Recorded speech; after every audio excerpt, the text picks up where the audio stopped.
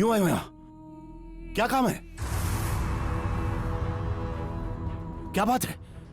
क्या क्या चाहिए तुम्हें? जाओ जाओ।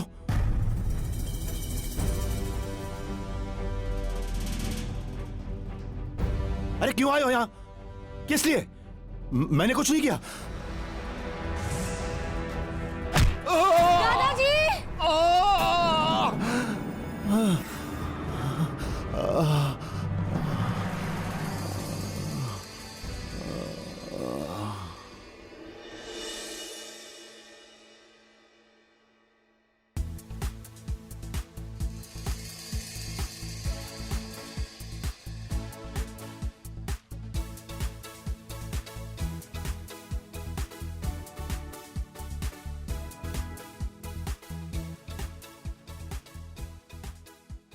नमस्ते सर।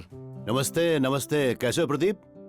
सब कुशल मंगल? सब आपका आशीर्वाद है सर। वो तुमसे एक नौकरानी के लिए कहा था, मिली क्या? हाँ सर, एक पहचान की मिली है ना, संजोग से मेरे ही गांव की है। उसको मैंने बुलाया सर, आज आती ही होगी। गुड। जैसे आए मेरे पास लेकर आना। जी साहब।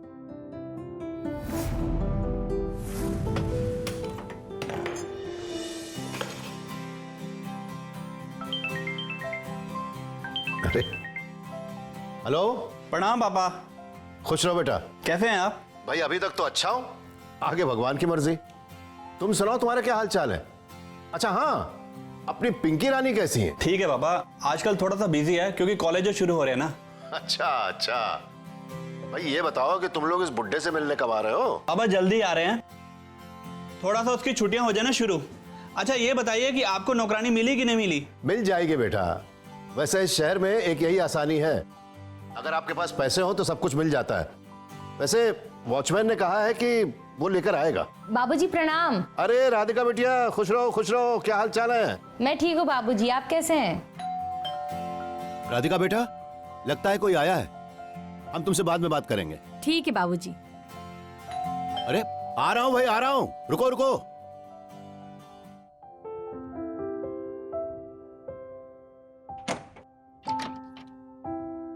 अरे आ भी गए तुम लोग? आओ आओ आओ।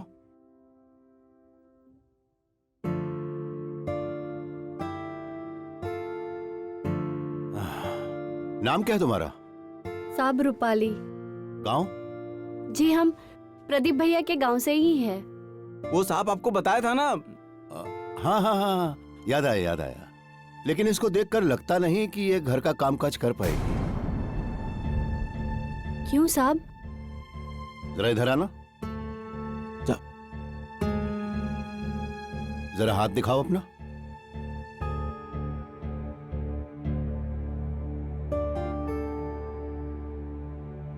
कामकाज करने वालों के हाथ तो बहुत सख्त होते हैं, तुम्हारे तो बहुत कोमल हैं। तुमसे नहीं हो पाएगा। साहब हमको काम पे रख लीजिए ना साहब। वो क्या है ना साहब कि ये कल ही गांव से आई है, वैसे ये घर का सारा काम जानती है। अरे रूपाली बताओ ना साहब को, क्या क्या जानती हो तुम? हाँ साहब, हमको गैस पे खाना बनाना आता है, वॉशिंग मशीन में कपड़े धोना आता है, झाड़ू पोछा करना आता है, बर्तन धोने आते हैं और कपड़े भी प्रेस करने आते हैं साहब। साहब मैं घर का सारा काम कर लेती हूँ साहब। साहब तुम्हारे माता पिता भी यही काम करते हैं? जी वो साहब इसका बाप मजदूरी करता था, बेचारे का एक्सीडेंट हो गया, एक पैर टूट गया। हाँ साहब। साहब हमको काम पे रख लीजिए ना साहब, हमको काम का बहुत जरूरत है साहब। प्रदीप भैया कह रहे थे आप बहुत अच्छे इंसान हैं, सबका मदद करते हैं साहब।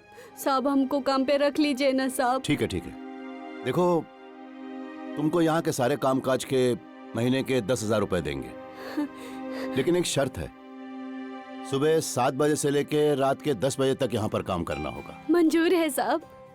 साहब साहब आप बहुत अच्छे हैं साहब। ठीक है ठीक है। साहब आप भगवान है साहब। अरे भाई मुझे इंसान ही रहने दो, वही काफी है मेरे नहीं लिए। साहब, आपने ये नौकरी देकर, इतना अच्छा पगार देकर हम पे बहुत बड़ा एहसान किया साहब। भगवान आपका भला करेगा साहब।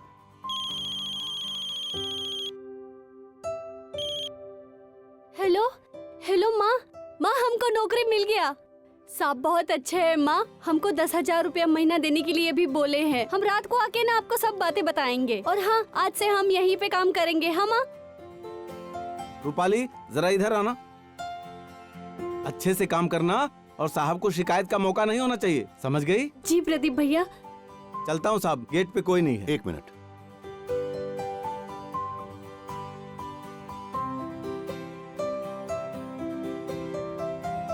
नमस्ते साहब। ठीक है।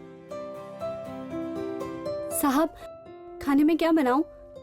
खाने में आज तुम्हारी जो भी इच्छा है वो बना लो। समझ लो आज तुम्हारा इम्तिहान है। जी साहब।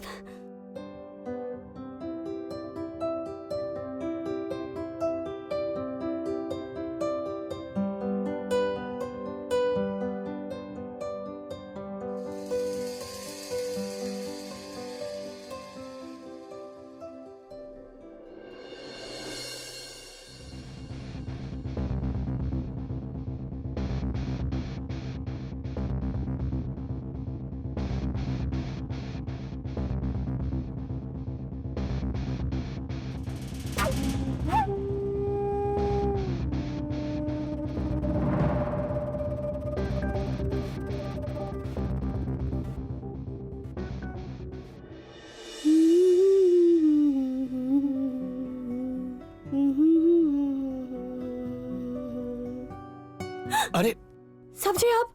सॉरी सॉरी सॉरी, आपको कुछ चाहिए था? हाँ, वो अचार की बरनी। लीजिए साहब ji. Thank you.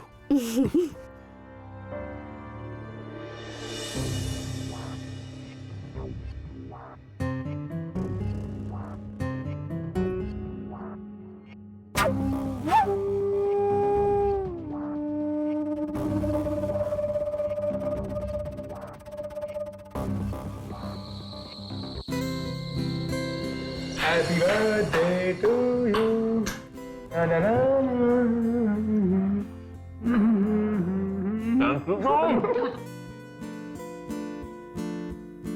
Wine time.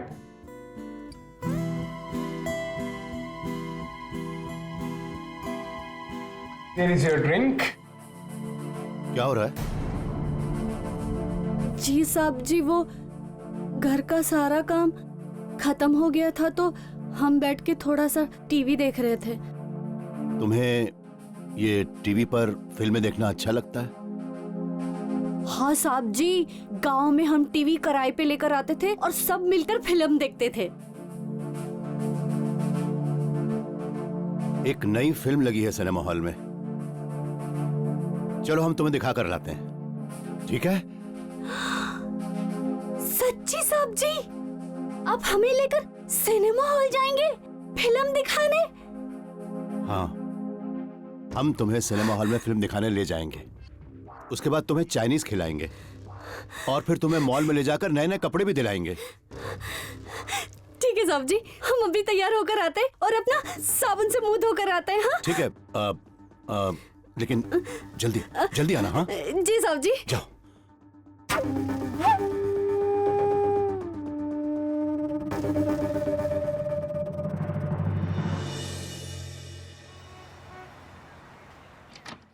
बाप रे बाप, कितना बड़ा सिनेमा हॉल था साहब जी। कितनी ठंडी ठंडी हवा आ रही थी और हमें तो फिल्म देख के बहुत मजा आया साहब जी। और आपने देखा साहब जी, वो हीरो कैसे दुश्मनों को मार रहा था ना, डिशू डिशू डिशू। संभल के, फिल्म खत्म हो चुकी है, पता है ना? लेकिन साहब जी, आपने हमें ऐसे कपड़े ले तो दिए हैं, पर हम ऐसे कपड़े नहीं पहनते हैं, हमें शर्म आती है। अरे तो इसमें क्या परेशानी की बात है? सभी लड़कियां तो पहनती हैं ऐसे कपड़े। सुनो, तुम जाओ और जरा इसे पहन कर आओ, मैं देखना चाहता हूँ। लेकिन साहब जी, देखो, अगर तुमने ये कपड़े पहनकर मुझे नहीं दिखाए ना, तो मैं तुम्हें इस नौकरी से निकाल दूंगा, समझ गई? जाओ। ठीक है साहब जी।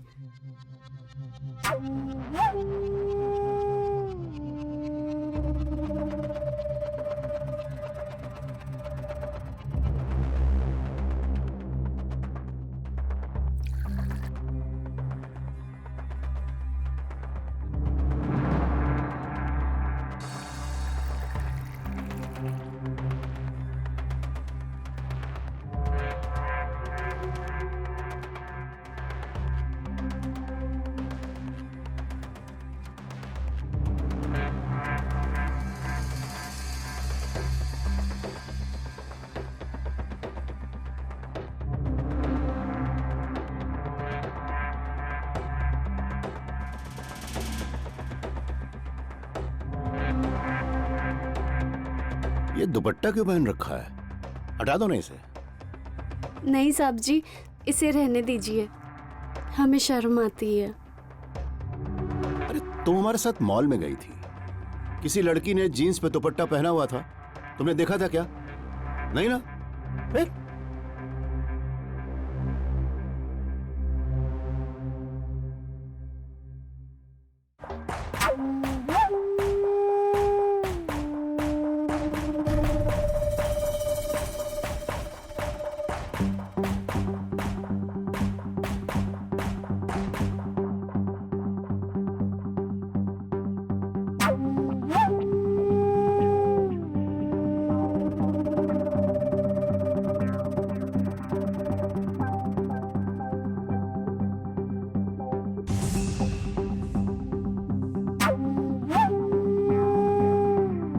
बहुत सुंदर लगती हो, एकदम हीरोइन।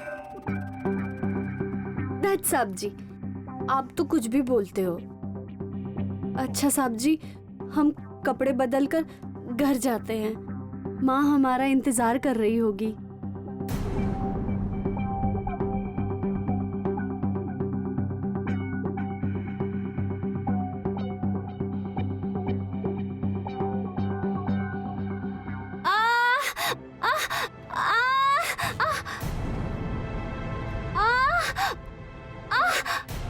रूपाली, क्या बात है? रूपाली, क्या हो गया? साहब कीड़े ने काटा। किधर?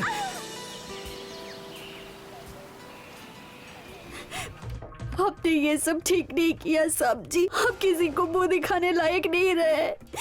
किसी को पता चलेगा तो हमारी कितनी बदनामी होगी। हम क्या मुंह दिखाएंगे किसी को? इससे अच्छा तो हमें मर जाने दीजिए। अरे मैं कहता हूँ छोड़ो इसे। दिमाग खराब, छोड़ो। दिमाग खराब हो गया क्या तुम्हारा? हाँ? पागल हो गई हो?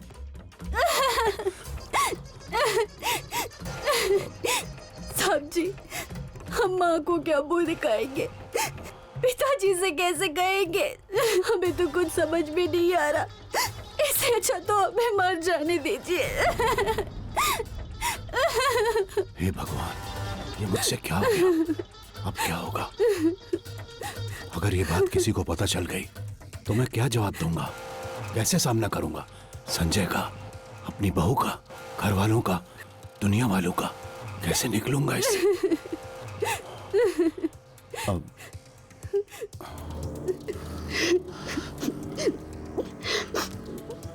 देखो, मेरी बात सुनो, रो मत। हाँ, ठीक है?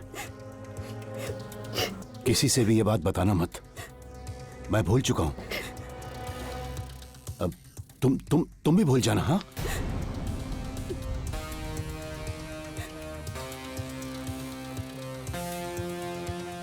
ये पैसे रख लो, रख लो, रख लो, रख लो इसे। और चाहिए होंगे तो मैं दे दूंगा।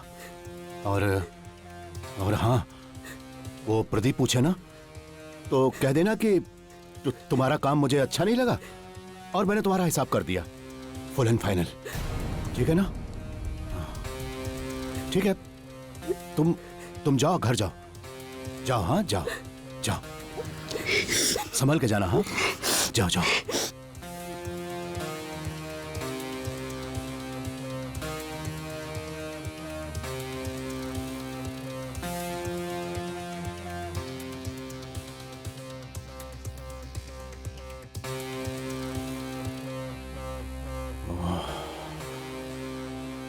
हे भगवान, ये क्या हो गया मुझसे?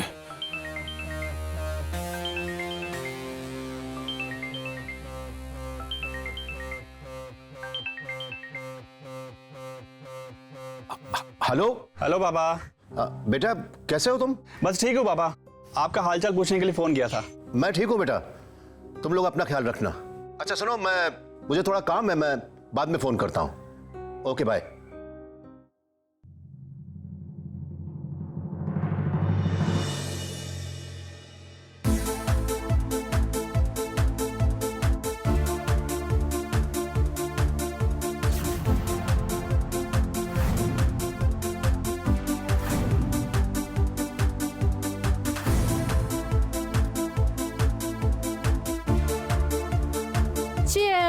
चीयर्स। अरे वाह रूपाली, इतनी जल्दी इतनी अच्छी असामी फंसा ली, कैसे? उस बुढ़े की ड्रिंक में एक्साइटमेंट की गोली मिलाती रही ताकि उसकी नीयत मुझ पे खराब हो जाए और फिर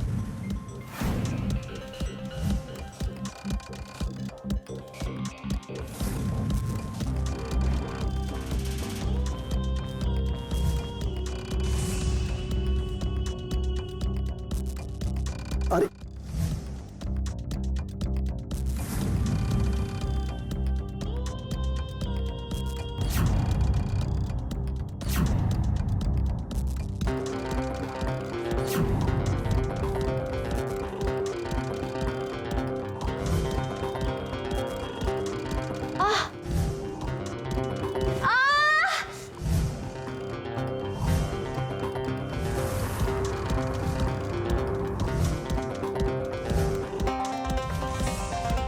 देखो भाई, मैं तो एक बात कहता हूँ, बुड्ढे को डरा कर धमका कर जो भी कुछ करना है ना, जल्दी से जल्दी कर लो, कहीं ऐसा ना हो कि देर हो जाए। कसम से यार, बड़ी जबरदस्त फीलिंग लगाई थी मैंने। उस बुढ़े के पास बहुत जायदाद और पैसा है। उसके लिए हमें 1 हफ्ते का इंतजार करना होगा। उसके बाद उस बुढ़े की सारी जायदाद हमारी मुट्ठी में होगी।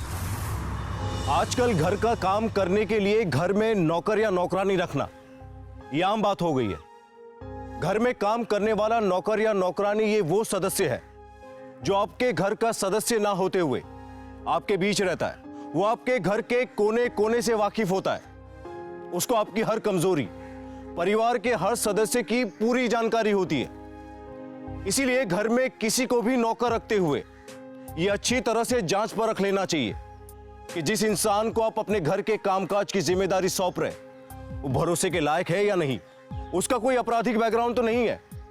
पुलिस वेरिफिकेशन के बाद ही किसी को घर में नौकर रखे, वरना कहीं ऐसा ना हो कि जिसे आप अपनी सेवा के लिए रख रहे हैं वो एक दिन आपका सब कुछ लूट कर फरार हो जाए। नमस्कार, मैं गिरीश जैन, स्वागत है आप सबका क्राइम अलर्ट के आज के इस नए एपिसोड में।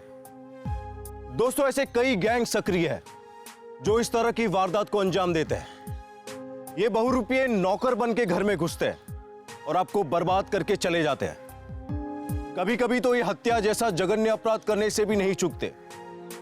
इस तरह के लोग अधिकतर उन घरों को अपना निशाना बनाते हैं जहां लोग अकेले रहते हो, कोई बुजुर्ग अकेले रहता हो।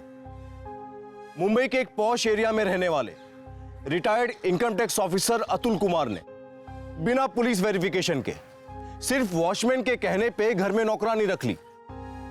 उनकी ये गलती अब उन पर कितनी भारी पड़ने वाली थी ये तो वक्त ही बताएगा। क्या अतुल कुमार समय रहते इस मुसीबत से बाहर निकल पाएंगे?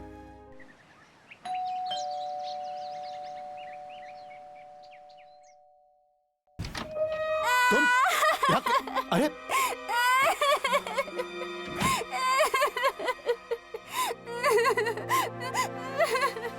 अरे क्या बात है? तुम रोती रहोगी या कुछ बोलोगी भी? बोलो, क्या हुआ, बताओ। साहब जी, हम पेट से आज ही डॉक्टर को दिखाया। लेकिन ये कैसे हो सकता है?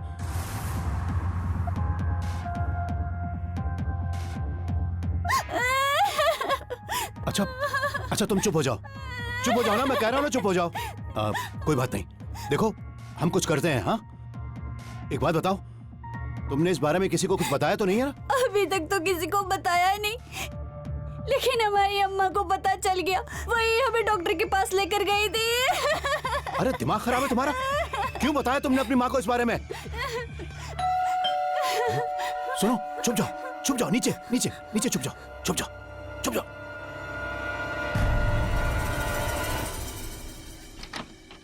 अरे कौन हो तुम?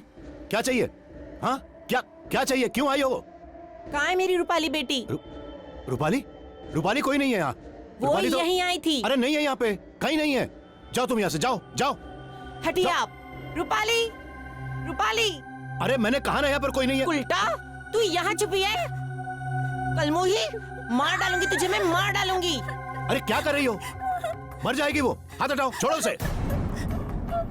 अरे क्या करूं साहब जी, आपने तो मेरी बेटी की जिंदगी खराब कर दी। अब कौन शादी करेगा इससे?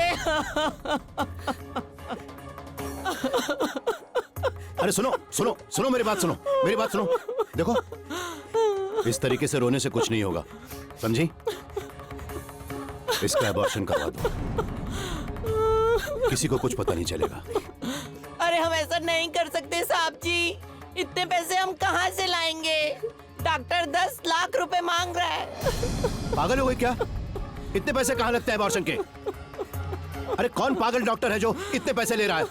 कहाँ है, कहाँ है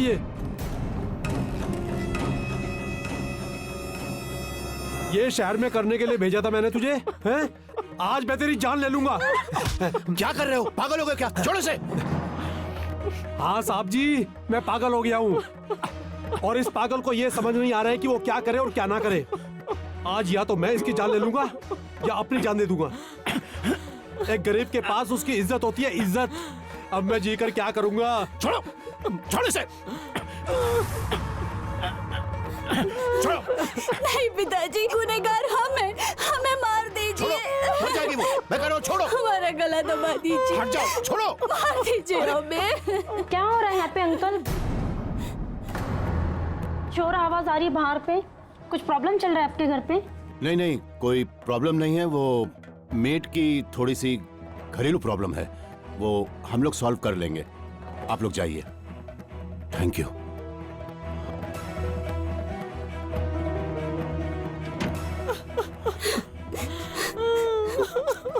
अरे क्या कर रहे हो? जरा धीरे बात करो, पड़ोसी आ रहा है। बाहर सुन लिया तो और बवाल हो जाएगा। शांत। अरे साहब जी, कब तक सबसे छुपाते रहोगे? एक ना एक दिन ये राज खुल ही जाएगा ना। ठीक है, मैं 10 लाख रुपए देने को तैयार हूं।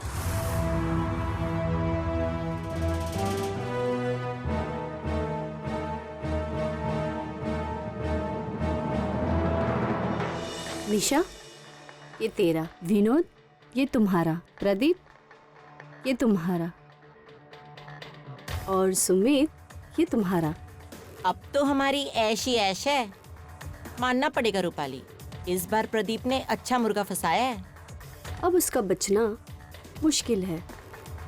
वैसे उस बुढ़े के पास अभी भी बहुत पैसे हैं।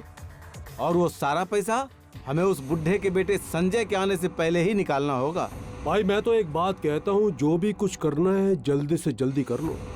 कहीं ऐसा ना हो कि बुड्ढे का सारा परिवार यहाँ आ जाए। आगे मुझे क्या करना है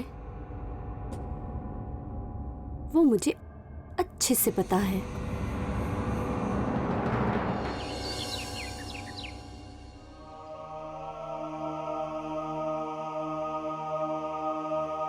साहब जी नमस्ते।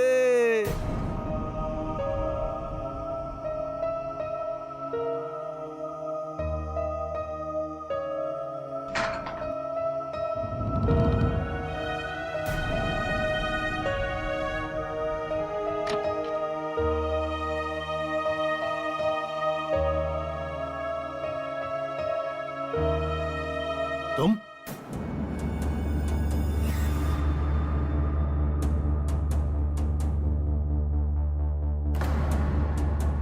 क्या करने आई हो यहां पर? अब एबॉर्शन तो हो गया ना तुम्हारा?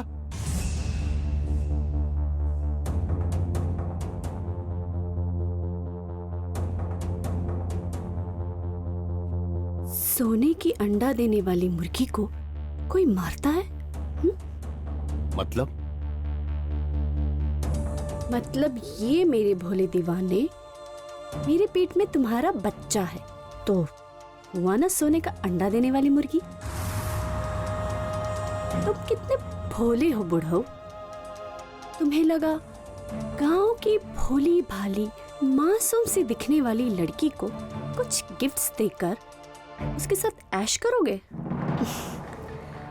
लेकिन तुम ये नहीं जानते थे, बल्कि तुम मुझे नहीं, मैं तुम्हें फंसा रही हूँ। यानी कि ये सब कुछ तुमने जानबूझकर किया? चली जाओ यहाँ से। मैं एक पैसा नहीं दूंगा तुमको। निकलो, चलो। पैसे कौन मांग रहा है? मैं तो कुछ और लेने आई हूं।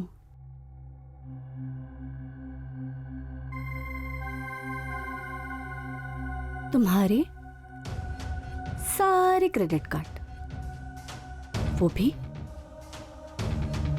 पिन नंबर के साथ। अब तुम इन सब के पिन नंबर बता रहे हो या मैं पुलिस का नंबर डायल करूं और अपने रेप केस में तुम्हारे लिए कंप्लेंट कर दूं? फिर वो तुम्हें तुम्हारी सालिशान घर से उठाकर जेल ले जाएंगे। सोच लो। हाय, ऐसे मत देखो, वरना हमें तुम पर तरस आ जाएगा।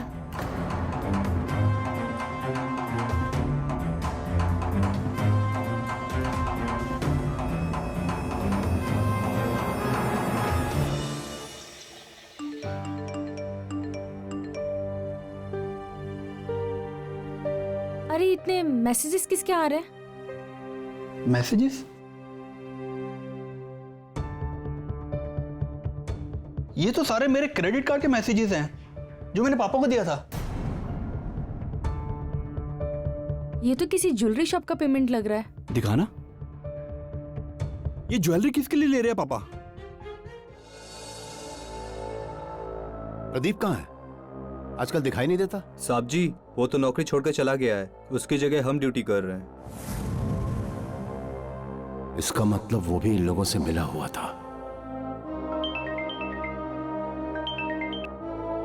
हाँ बेटा, कैसा है तू? मैं तो ठीक हूँ पापा, पर ये आप शॉपिंग किसके लिए कर रहे हैं?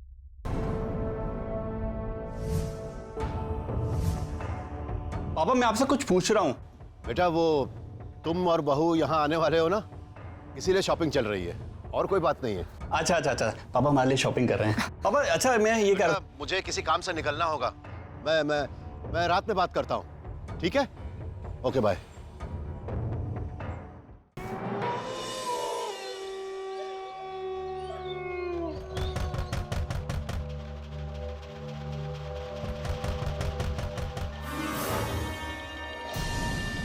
कौन है? कौन है वहां?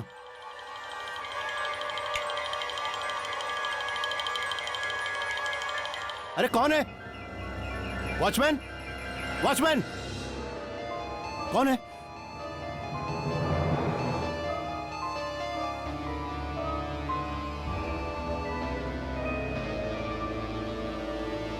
Watchman, watchman.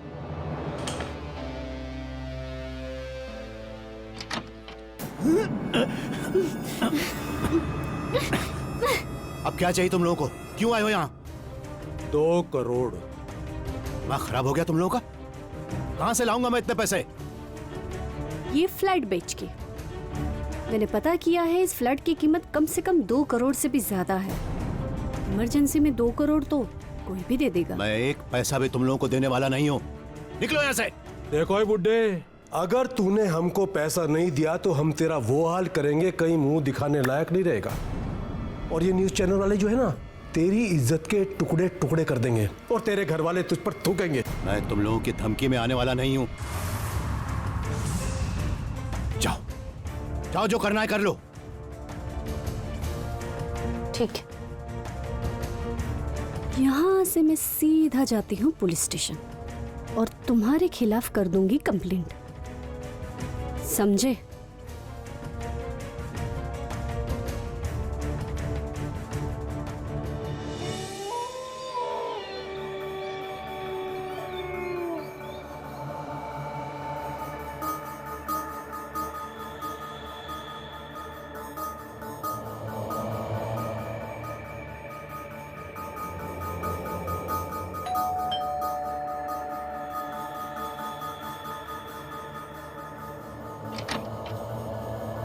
चलो मेरे साथ।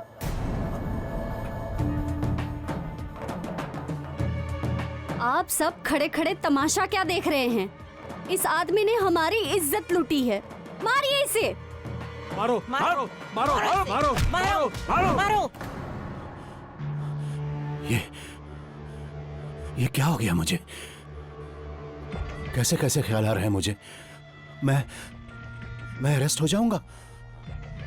नहीं नहीं, ये नहीं हो सकता। हाँ।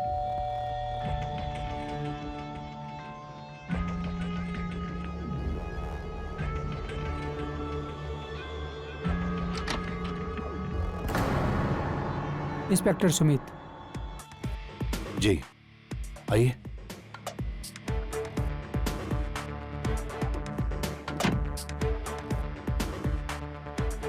बैठिए बैठिए। जी कहिए। मिस्टर अतुल, अभी कुछ ही देर पहले रूपाली नाम की एक लड़की आपके खिलाफ रेप का केस फाइल करने आई थी। घबराइए नहीं, मैंने उसकी रिपोर्ट नहीं लिखी। उस नौकरानी ने कहा है कि वो आपसे प्रेग्नेंट है। इंस्पेक्टर साहब, वो फ्रॉड है, फ्रॉड। झूठ बोलती है वो। इस वक्त तो आप मुजरिम हैं। अभी तो मैंने उसे समझाकर वापस भेज दिया है, लेकिन वो अगर किसी अधिकारी के पास या एनजीओ के पास जाती है तो आजकल रेप करने की सज़ा तो आप जानते हैं ना। मेरी माने तो उन लोगों को बुलाकर कुछ सेटलमेंट कर लीजिए, ये मामला ही ख़त्म कर दीजिए। आप कहें तो मैं उनसे बात करूं? आराम से सोचिए।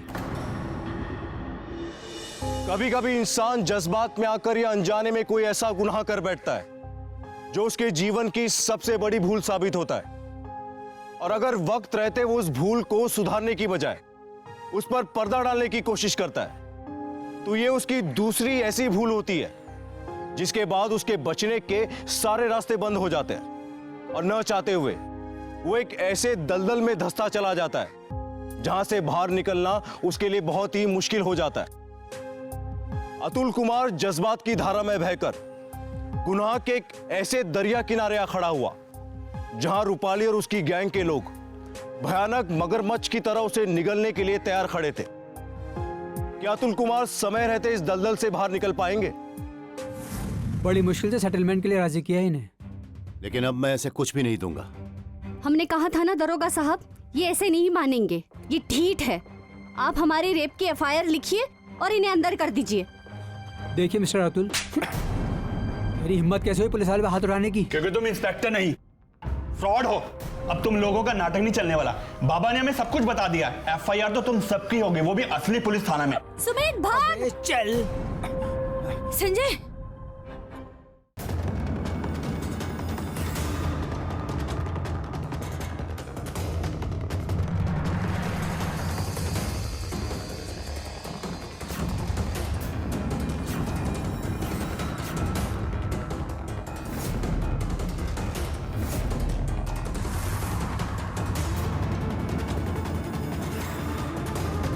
हम आपको कुछ नहीं होने देंगे।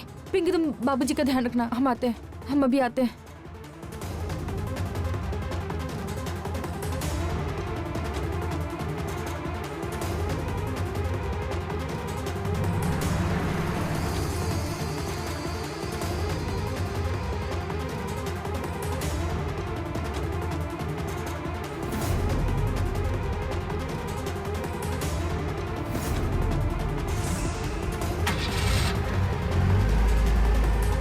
शिट, दोनों भाग गए। शिट।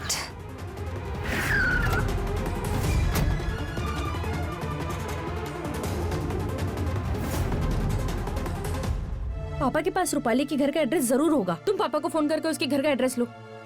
पुलिस के साथ उसके घर चलते हैं। तुम क्यों आए हो यहां? जाओ जाओ।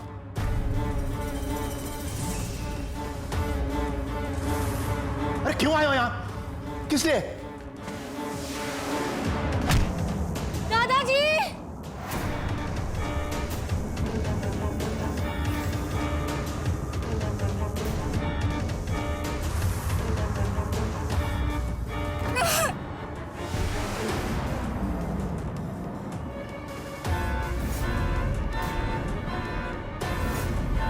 संजय बाबूजी और पिंकी, संजय वो लोग बहुत ही खतरनाक लोग हैं। तुम अभी इसी वक्त पुलिस को फोन करो।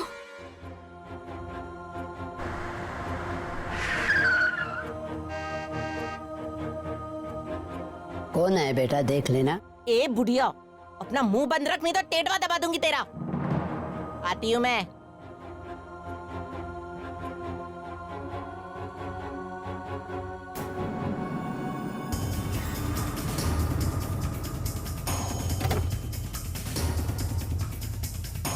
ये लो, ले आया इनको। देख अब मैं तुझे कैसे मारती हूँ।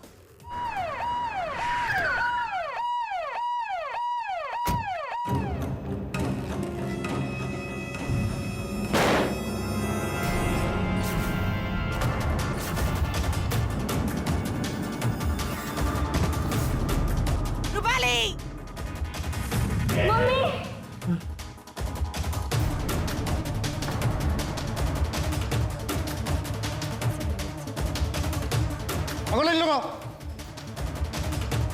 इंस्पेक्टर साहब, इन लोगों के 2 साथी और भी हैं। हमने इनके दोनों साथियों को पहले गिरफ्तार कर लिया है। कांस्टेबल, एम्बुलेंस को फोन करो और बॉडी को पोस्टमार्टम के लिए भेज दो और लेके चलो दोनों को।